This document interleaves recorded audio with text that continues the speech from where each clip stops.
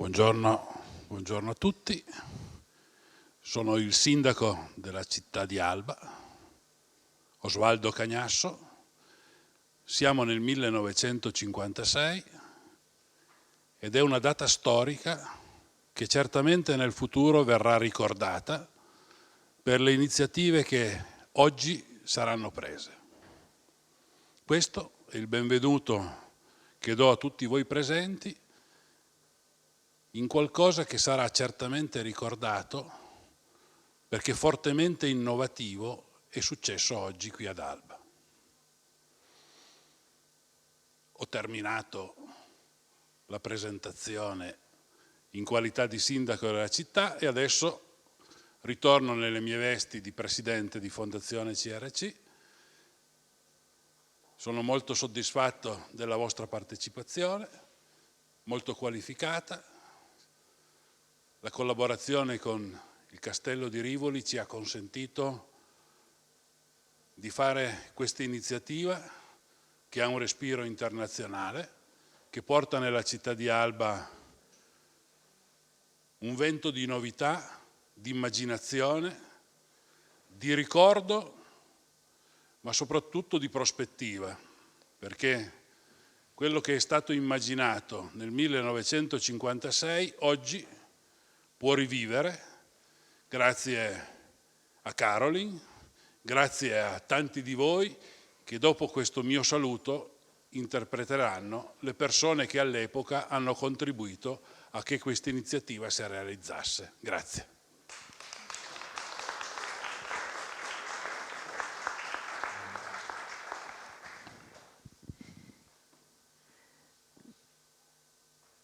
Hello, buongiorno.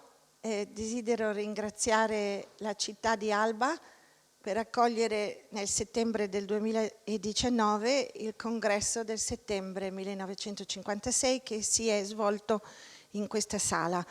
Ringrazio anche la Fondazione CRC, grazie alla quale abbiamo potuto raccogliere gli artisti, i pensatori, le persone che rendono omaggio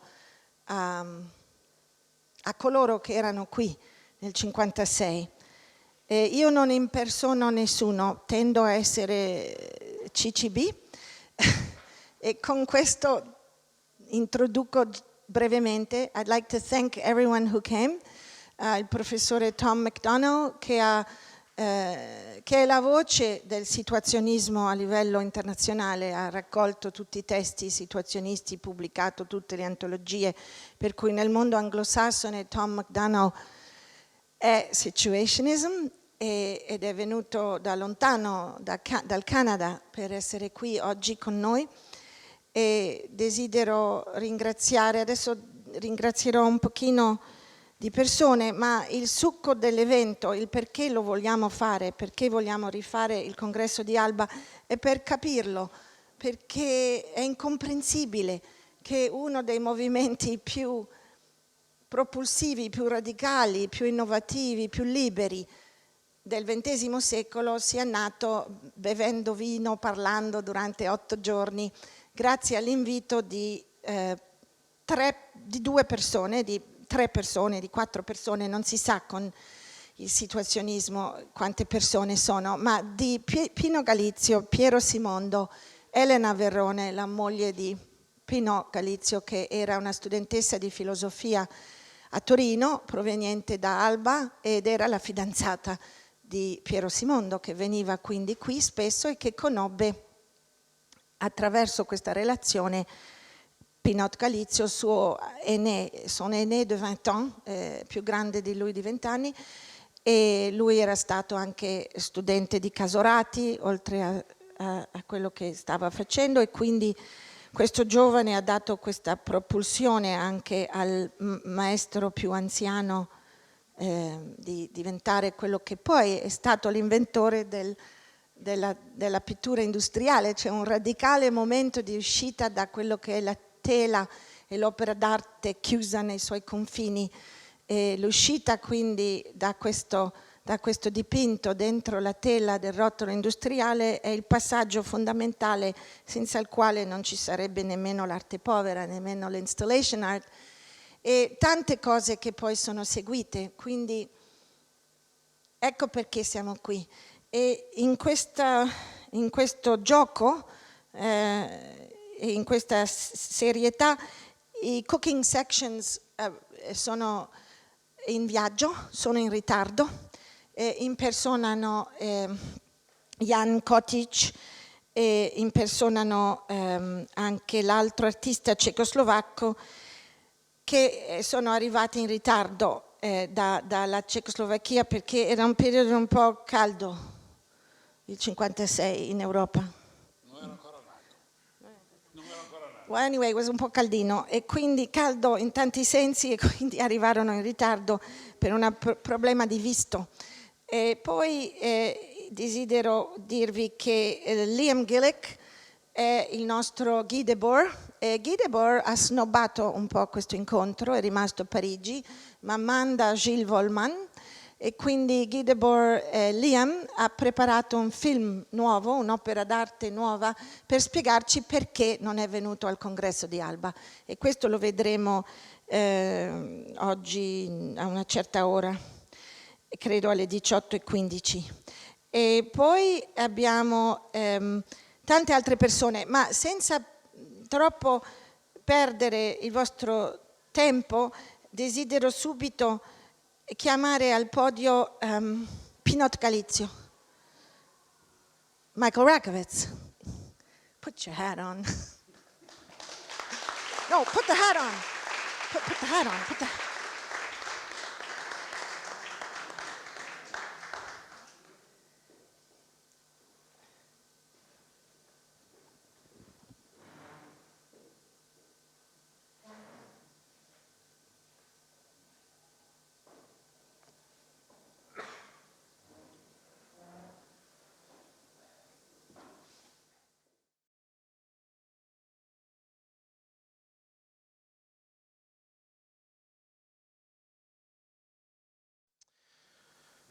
Dear Carolyn, I want to thank you for inviting me to be part of the Alba Congress in this tumultuous and disappearing year of 2019. Indeed, it is a year marked by mounting evaporations, conflagrations, thefts, and zero returns. I think back to a breakfast we had in Berlin just over a year ago. Sit down? Okay, sorry. But Gallizio stood up. I was just trying to. Should I use this? Ah, okay. Sorry.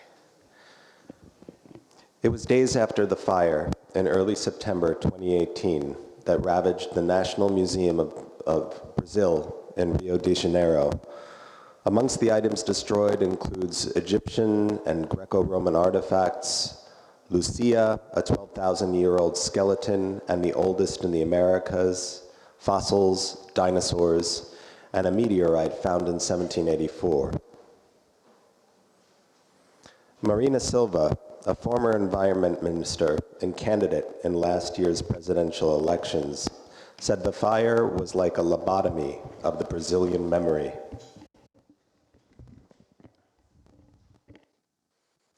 Your reason for being in Berlin was to attend my exhibition, where I've extended my project, The Invisible Enemy Should Not Exist, beyond reappearing the artifacts looted from the Iraq Museum in 2003. Should I change to this, or? Okay.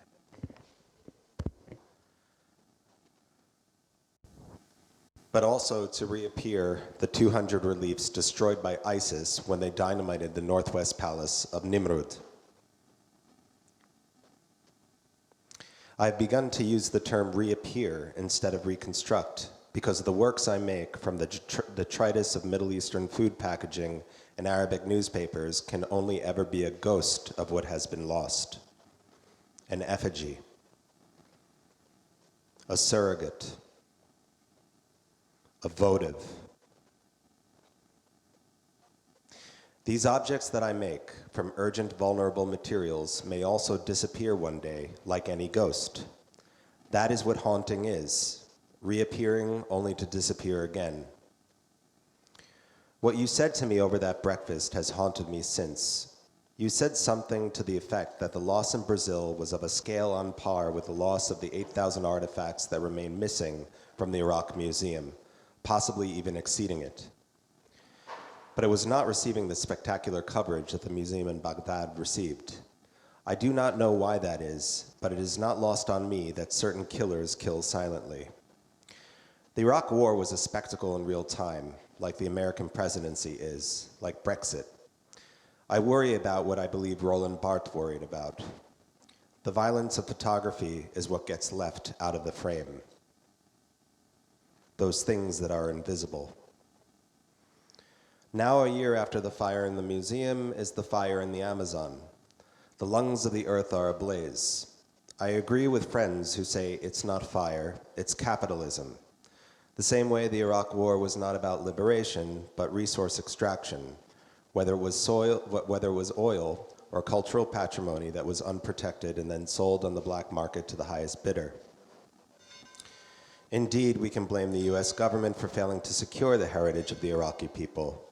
Luis Duarte, a vice director of the National Museum of Brazil, said that governments were to blame for failing to support the museum and letting it fall into disrepair.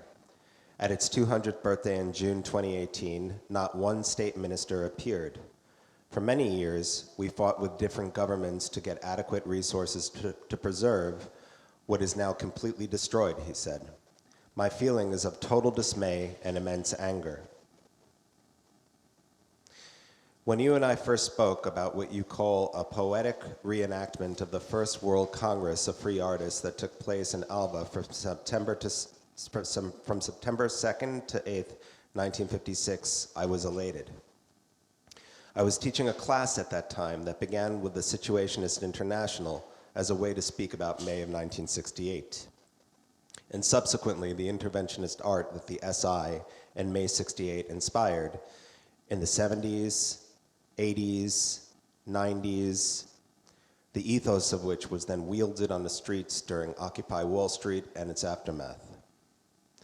Perhaps jokingly, perhaps not, I volunteered to be Giuseppe Pinot Gallizio, not least because I have a mustache.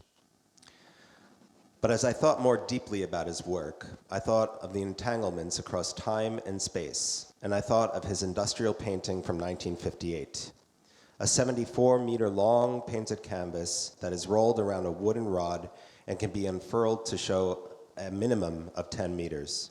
The Tate Modern, which owns these works, writes that it is an artwork which extended the process of painting from the hand of the artist to a series of mechanical rollers that opened up the possibility of creating excessively long works. When I think of my practice in the shadow of someone like Pinot Gallizio, I think of the meter after meter of Nimrud I am reappearing with my studio team, and my project's continuous unraveling story as it intersects with the plunder of the Iraq Museum in 2003, the Mosul Museum, to the site of Palmyra, to Rio de Janeiro, and to the inevitable pile of future ruins. And this is why what you said about the Rio Museum haunts me, as I realize that in that moment, that not only are these projects excessively long, they are lifetimes, infinity. Whenever my mother asked me how much I loved her when I was growing up, I'd say infinity, a numberless number, a quantity above anything quantifiable.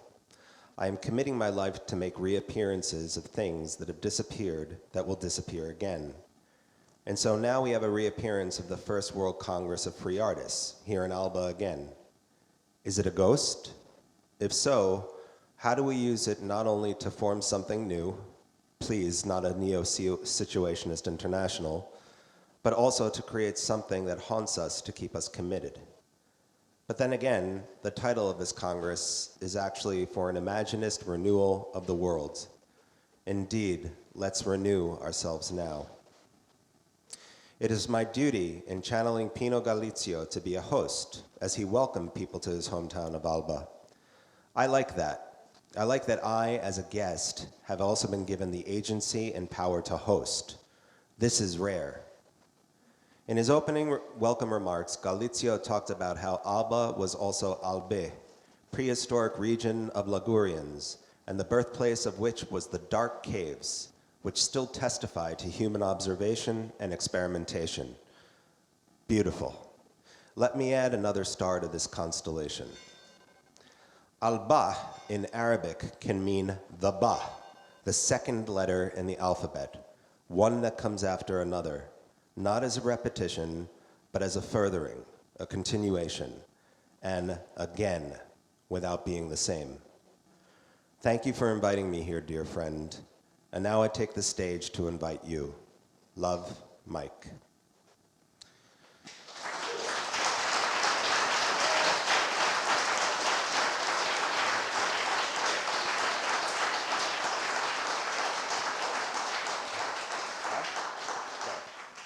Dear friends of the first Wait, what do you want me to do? You want me to close it? No, I can't. I didn't memorize it. Oh, sorry. But I'll try and look up. Okay. Dear friends of the First Congress of Free Artists, I bring you greetings from my beloved city that not by accident is called Alba. And as you know, there have been many prehistoric Albae in this region of Ligurians, and the birthplace of which was the dark caves, which still testify to human observation and experimentation. We are keeping alive that spirit of human solidarity that allowed this race to survive the beasts. We count among us expert archaeologists who link their research to the more modern ones. The sense of magic that radiates from those times cannot be forgotten. And it is on the long road of human endeavor that now and then man tracks the footprints and finds himself, as did the Nordics, our friends. Retracing the steps of Neanderthal man, or later, the steps of the Normans, the Goths, the Swabians. They came to the same places with the same intentions of the chosen ones of all ages to continue the tradition of the most pacific and unconscious human form of industry, art. The machine is suffocating us with the money it is creating. In every age, the artist has contributed to create machines, but always tried to enslave them to his work. Times when you could fuse thought and human work. The scientist was everything, thinker and worker. Science was in the palm of your hand.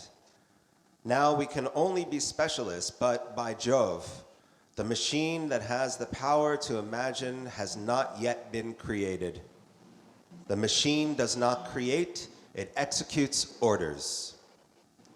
The creators of new things are artists. They are you, who have come here by different ways and flukes to lend a hand to a shared task, which I would define as anti-patent, pure work solidarity.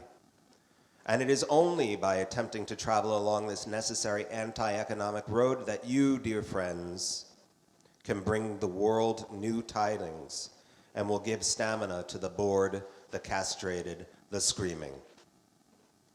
The social decomposition of the bourgeois world in all shapes and sizes is happening. You are the new catalyst that will germinate fresh hope.